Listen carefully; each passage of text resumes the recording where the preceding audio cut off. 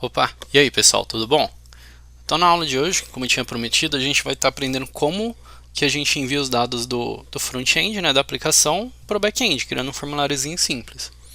Aí para isso, eu estou utilizando o Next.js, tá? Para a gente estar fazendo isso, o formulário. É bem mais do que a gente precisa, tá? Matar uma formiga com um canhão, mas pelo menos fica mais legalzinho, vocês já dão uma olhada como que funciona o Next.js e Frameworks Front-end. Vou passar só por cima aqui, só para vocês entenderem. Então o Next.js ele é um framework do React, né, para web. Ele trabalha em cima do React só adicionando algumas coisas a mais, por exemplo, server-side rendering, e tem alguns outros benefícios também. Não conheço muito bem, não trabalho muito com front-end, mas ele é bem simples de mexer. Então tem todo o processo para instalar, se vocês quiserem utilizar, tem aqui ó, o site next.js. E aí vocês podem estar seguindo aí o passo a passo e tudo mais, né? O que eu fiz é só depois de instalar todas as dependências necessárias, eu dei um npx create next app, aí @latest aqui, beleza? Aí ele vai criar um aplicativinho aqui pra gente, um pouquinho diferente desse daqui. Esse daqui eu já mexi, tá? Até para não segurar vocês tanto com isso, porque nosso intuito aqui no curso é Java com Spring. Mas aqui eu só estou criando um formulário, tá? Ó, eu vou criar uma página home, aqui é meio como que ele foi feito, aqui é tipo, é meio que um HTML, mas é um JSX aqui, tá? Porque se eu não me engano é JSX, tá? Porque tem bastante coisas do React, componentes do React, né? E tem componentes do HTML padrão mesmo. Então aqui eu estou utilizando algumas outras dependências, tá? Ó, se a gente utilizar aqui no package.json, estou utilizando o Axios, que é para a gente fazer a comunicação com o back-end, o Formic, que é para trabalhar ali com o formulário, o Mask para máscara, o Next, as coisas do React aqui, e o Material UI aqui, só para deixar mais bonitinho um pouco. Com essas dependências eu criei aqui um formulário com os campos, né? Aí o campo aqui eu estou utilizando o nome, telefone e a idade. Aí não estou fazendo nenhuma validação aqui, tipo, em caráter de front-end. E aí depois que a pessoa preenche esse formulário, vai clicar aqui no botão Submit, né? Deixa eu até ir colocando aqui para rodar, ó, Yarn Dev, só para vocês verem também. E aí depois que clica lá no botão Submit, ele vai chamar um método onSubmit aqui. O que ele vai fazer? Vai deixar o setSubmitting como true, que isso daqui vai desativar lá o nosso botão de submit. E aí ele vai começar a utilizar o Axios aqui para mandar uma requisição post. Isso aqui é importante, tá, pra gente. Ele está mandando uma requisição do tipo post para esse endereço, localhost 3000. Aqui na verdade ele tem que ser o 8000. Deixa eu já acertar isso daqui. Para /API /pessoa. Eu vou colocar pessoas aqui também, tá? Já. E aí ele vai esperar o quê? Que o status dessa requisição aqui que ele fez, ó, que ele está aguardando, quando ele terminar de processar, ele vai esperar que o status seja igual a 200. Se for igual a 200, ele vai limpar o formulário e vai mandar um alerta de pessoa cadastrada com sucesso. Se tiver um erro, ele vai dar um erro, um alerta também, mostrando o erro ao cadastrar a pessoa com uma mensagem aqui. E aí, tipo, funcionando ou não, aqui deixa eu até jogar isso aqui para dentro de um finally, que é para a gente jogar o setSubmit igual a false aqui, tá? Para ele executar de qualquer forma. Beleza? Aqui é meio simplesinho, né? Então, aqui ó, ele está rodando nesse localhost 3000, porque é o endereço de desenvolvimento. Eu vou copiar ele aqui, e aí eu vou abrir ele aqui numa nova aba. Beleza. Ó, esse daqui, aí é o formuláriozinho lá, né? Cadastro de pessoa, nome, telefone e a idade aqui. E o telefone, ele tá com uma máscara, beleza? Feito isso daqui aqui nesse sistema, o que eu rodei? Eu rodei o comando yarn run next build, que daí ele vai compilar, ó, esse projeto igual ele está compilando aqui, e aí essa versão compilada é a que eu vou passar para vocês. Deixa eu mostrar ela aqui, ó. Ela vai vir aqui, ó, para dentro dessa pasta build. Deixa eu ver se consigo abrir ela aqui no Explorer. Essa aqui é a pasta daí que eu vou passar para vocês. Só que se eu vier aqui simplesmente executar esse cara aqui, não funciona as coisas, tá vendo? Ó, a gente tem alguns detalhes aqui que deveria tá funcionando a máscara, coisa do tipo, aqui esse label deveria vir aqui para cima, ele não funciona bonitinho, tá? Ó, quando eu clico em cadastrar, limpou o formulário ali, mas não é só isso que eu quero que ele faça, tá? Então, o que eu fiz aqui daí para funcionar direitinho isso?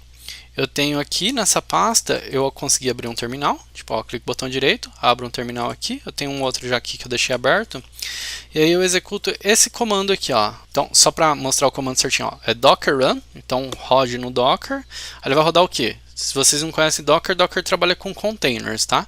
Aí menos menos name, que é o nome do container, aí vai ser some nginx, tá?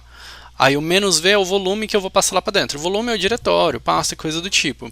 Aí eu vou passar esse $, aí entre parênteses pwd, que isso daqui é a pasta que a gente tem aberta. Ó, se eu colocar aqui, ó, pwd, ele mostra pra gente o diretório, ó, que a gente tem lá. Até dar um com eco aqui, ó, eco, opa, pwd. Olha lá, ó, ele vai mostrar o caminho do diretório. Se eu quisesse copiar esse caminho inteiro aqui e substituir por esse valor aqui antes dos 2 pontos, eu poderia. Aí, depois dos 2 pontos, é o comando lá onde ele vai ficar dentro do container, tá? Aí isso daqui eu peguei lá na hora que eu estava pegando a imagem do nginx também. É o comando padrão lá que eles já recomendam, beleza? E aí o "-p" é a porta, tá? Que a gente vai estar expondo aqui a nossa porta 8080 para a porta 80 do container. Então, tudo que a gente bater aqui na porta 8080, o container vai redirecionar para a porta 80 deles. E aí, por final, até aqui, ó, só para tirar esse "-c" aqui, esse nginx aqui, ó, "-d" é modo detached, para a gente não ficar com o container parado aqui no nosso terminal, e o nginx aqui é o nome do container que a gente quer executar. Se eu executar esse comando, ó, ele já criou esse container aqui pra gente, beleza? Para vocês pode ser que tenha algum passo a passo a mais, porque às vezes ele tem que baixar o container, separar as layers dele para criar a imagem certinho, tá? Mas depois que baixou uma vez, não precisa baixar mais toda vez. E aí, se eu executar um docker ps aqui, ele vai listar os containers que eu tenho. Aqui eu tenho mais de um container aberto, tá? Eu gosto bastante de trabalhar com container. Então, ó, eu tenho esse NextChat Mongo, que é um container MongoDB para um chat que eu estava fazendo. FishingDB também é para um de aplicativo de pesca que eu estava trabalhando. Esse daqui é um Postgres, esse daqui é um Mongo e esse daqui é só o Nginx, tá? Aí eu vou ver se eu encontro também para vocês um tutorial de como instalar o Docker tanto no Linux quanto no Windows, tá? Porque no meu Windows eu não consigo instalar ele por causa de alguns problemas do WSL que eu tenho, mas vocês provavelmente não vai ter esse problema, beleza? É específico da máquina aqui que eu estou trabalhando. Então, feito isso, ó, aqui ele está listando lá aquelas informações que a gente tinha. Aqui tem as portas, ó, a 8080 está sendo direcionado para 80 via TCP. Então, se eu vier aqui, ó, e agora eu vim e digitar localhost 8080, ó, ele abre aquela página e agora ela funciona direitinho, ó, tá vendo, ó? A label subindo, a máscara funciona, ó, só aceita número, se tentar digitar letra que não funciona, a idade está subindo aqui certinho, beleza? Diferente do que estava lá. Então, esse daqui é a nossa cara do nosso projetinho. Se eu apertar em cadastrar aqui, ó, agora ele já aparece, ó, erro ao cadastrar pessoa, network error. E isso é o que a gente vai resolver agora lá no Java, beleza? Bom, agora eu tô aqui com o IntelliJ aberto já, com aquele projetinho que a gente começou na aula passada sobre Spring Boot. E tendo em vista que a gente já tem lá o nosso formulário que vai estar alimentando aqui o nosso back-end, né? Eu vou fazer a parte do back-end aqui agora no Java com o Spring Boot. Então, uma das coisas que eu quero fazer aqui primeiro é organizar um pouco esse nosso projeto. Aqui, como a gente tem agenda, eu vou criar um novo pacote aqui, ó, new package, que vai chamar pessoa. Beleza? Dentro desse pessoa, eu vou criar agora um novo pacote que vai ser controller, para a gente colocar o nosso controller. E eu vou criar um pessoa controller aqui dentro agora, ó. Pessoa controller. Beleza. Vamos dar uma olhada de novo lá no Visual Code para a gente entender aqui certinho.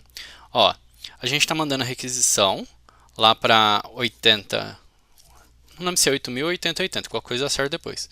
Então a gente está mandando a requisição para /API/pessoas. Então o nosso controller ele tem que responder aqui no /API/pessoas. Então eu vou criar agora aqui um REST controller, porque é uma requisição REST que a gente está mandando lá. E aí eu vou colocar aqui um request mapping para mapear aquele caminho, né? Request mapping /API/pessoas. Deixa eu desativar aqui só o. Então é /API/pessoas, tá? Por que pessoas? É um padrão que o pessoal costuma seguir de utilizar isso daqui mais ou menos como uma coleção, tá?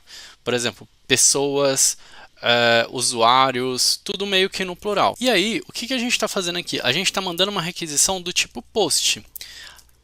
Só que essa requisição do tipo post, se a gente for olhar aqui na agenda, a gente tinha colocado um getMapping / hello. Se agora eu quero tratar post, será que é post mapping? Vamos tentar. @postmapping. Tá vendo, ó? O padrão de nomenclatura das coisas ajuda bastante a gente. Porque outros métodos que a gente tem aqui, ó, um put mapping seria um outro que a gente tem, um delete mapping seria outros que a gente tem. Então a gente já sabe que os métodos eles têm mais ou menos esse padrão de nomenclatura. Então aqui no nosso caso é post mapping. Então @postmapping para a gente colocar a anotação. E aqui na nossa agenda a gente colocou aqui, ó, um /hello. Mas aqui no nosso caso eu quero mandar para o /API /pessoas mesmo. Então aqui eu não preciso colocar nada aqui dentro de parênteses ou coisa do tipo, só @postmapping. Aí eu tenho que criar agora um método que vai responder isso daqui. Esse método vai ser o quê? Vamos colocar public, por enquanto void, porque eu não sei o que ele vai retornar nesse momento. E eu vou colocar aqui cadastra pessoa. Beleza? E aí, esse cadastra pessoa, agora ele tem que fazer o quê? Ele vai cadastrar uma pessoa. Mas que pessoa? Ele tem que receber aqui os dados. Os dados que estão vindo lá do front-end. Então, a fim de organização, a gente tem que criar uma classe para receber esses dados agora, seguindo o padrão dos dados que estão sendo enviados, nome, idade e telefone. Então, eu vou vir aqui no meu projeto do IntelliJ. Aqui dentro de controller, eu vou criar um novo pacote que vai se chamar DTO. Tá? DTO por quê? É Data Transfer Object, que é um objeto de transferência só de informação. No caso, vai transferir informação do front-end para o back-end.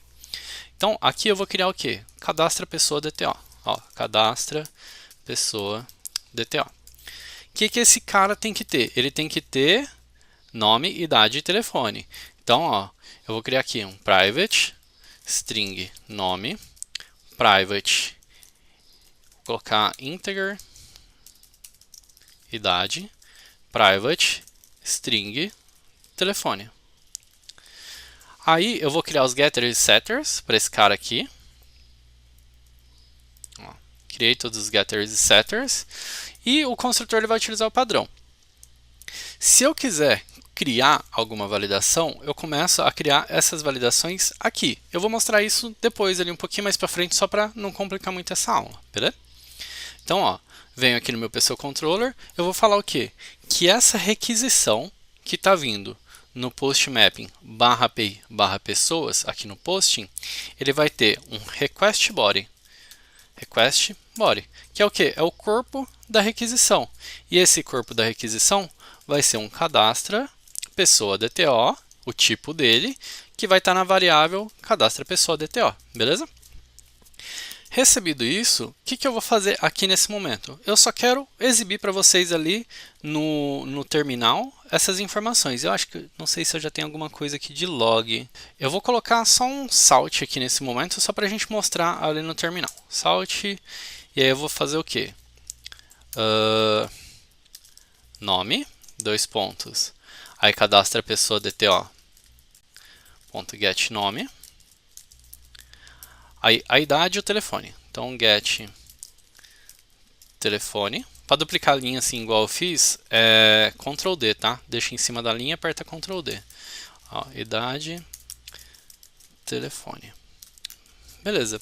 Vamos rodar aqui a nossa aplicação só para ver o que vai acontecer. Ó, vou executar. Ele está falando aqui, ó, que já tem uma aplicação rodando na porta 8080. Que no nosso caso, essa aplicação que está rodando aqui é aquela aplicação que a gente subiu lá no Docker. Ó, o Some Nginx, ele está rodando lá na porta 8080. Então a gente tem que fazer o quê? A gente tem que mudar a porta de algum desses. Eu vou mudar a porta aqui do Nginx, tá? Até para vocês aprenderem, caso vocês queiram, eu vou dar um Docker rm-f, que é remove, -f de force, some nginx. Olha lá, ele tem um tab ali, autocompletou. Aí, ó, já removeu o container. Aí eu vou subir ele aqui agora, ao invés de ser no 8080, eu vou subir ele na 8081. Ó, 8081, subiu o container novo. Vou vir aqui e eu vou falar que essa API aqui vai bater no 8080, agora para ficar certinho. E eu vou ter que subir de novo isso daqui, tá? Porque como eu alterei essa informação aqui, ele vai ter que, vou ter que rebuildar e subir de novo lá para dentro do container. Eu não estou utilizando a versão de dev aqui só para seguir mais ou menos o que vocês vão ter que fazer. Na verdade, a versão de vocês já vai estar certinho com a porta e tudo mais.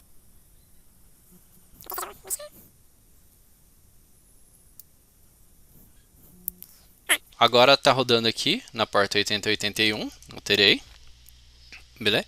Aí, agora se eu tentar subir a aplicação do Spring de novo, ele tem que subir agora normal, porque a porta 8080 está livre. Dava pra gente mudar a porta do Spring também, depois eu mostro pra vocês como que faz, numa outra aula.